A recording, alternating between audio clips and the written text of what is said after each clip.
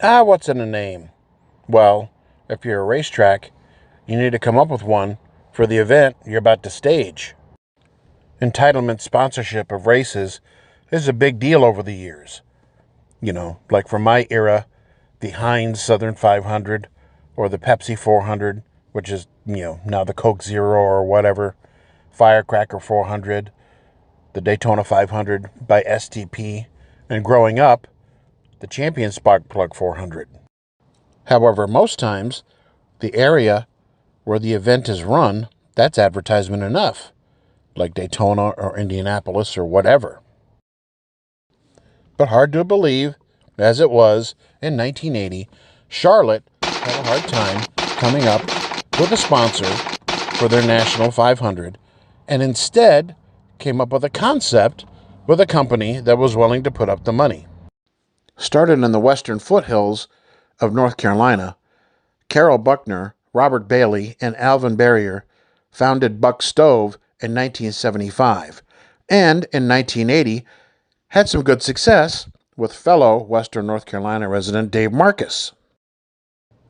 Charlotte Motor Speedway's P.T. Barnum, at the time Humpy Wheeler, and Buck Stove, out of Western North Carolina, came up with a concept to pair winning drivers with non-winning drivers to race for $50,000. That coming in the Cup Series, but the weekend of the National 500 at Charlotte in 1980, Marcus, the Jackson brothers, and Buck Stove all came together to win the late model sportsman race the day before. The Buck Stove Challenge teamed winners with non-winners: Dale Earnhardt and Lake Speed, Bobby Allison and Jody Ridley, Richard and Kyle Petty, Cale Yarborough and Richard Childress, Neil Bonnet and Harry Gant, Buddy Baker and Rusty Wallace, Benny Parsons and Bill Elliott, Darrell Waltrip and Kenny Hempville, Donnie Allison and Chuck Bound, Terry Labonte and Tim Richmond, and James Hilton and Buddy Arrington. Sunday morning, October 5th, 1980, dawned cloudy and cool.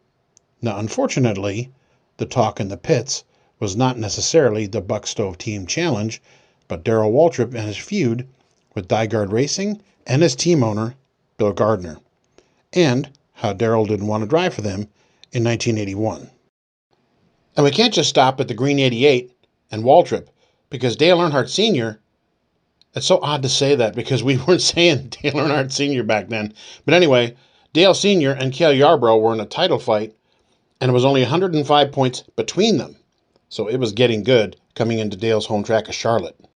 Buddy Baker, who was ride-seeking for 1981, took the pole in the Buick, but in a surprise move, Ricky Rudd qualified outside pole.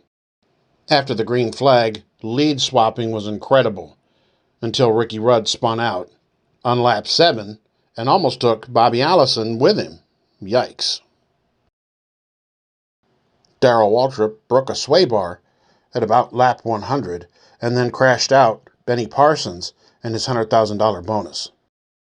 Fans were definitely getting their money's worth up front with all the lead changes until Chuck Bound and Terry Labonte got together on lap 105, and it completely changed the complexion of the entire event. Well, up front, all eyes were on Dale Earnhardt and 7th place Lake Speed, as they both took the Buck Stove Challenge and the payday. Dale Sr. teamed with his shopmate at Rod Osterland's place, Lake Speed. Both won $25,000. However, TV didn't say one word about the Buck Stove Team Challenge, and Earnhardt was a little calm about it as well. To me, it wasn't a team race, he said. They were calling it a team race, but they were just taking 2 cars and running them and see which one came out best. We were the winner, so great. Finishing 2nd and 11th were Cale Yarborough and Richard Childress, respectively, and they took home $15,000. And Buddy Baker and Rusty Wallace placed 3rd and took home 10 in what's called Monza-style points to determine who won the team challenge. One would think that a company would use that kind of momentum, to use that sort of attention to further their involvement in motorsports. But 3 races in to 1981, at least that I could find, Buck Stove was no longer sponsoring Dave Marcus, and we're out of the sport forever. Since the Buck Stove Team Challenge, we can't think of another concept such as this to promote a race. Can you?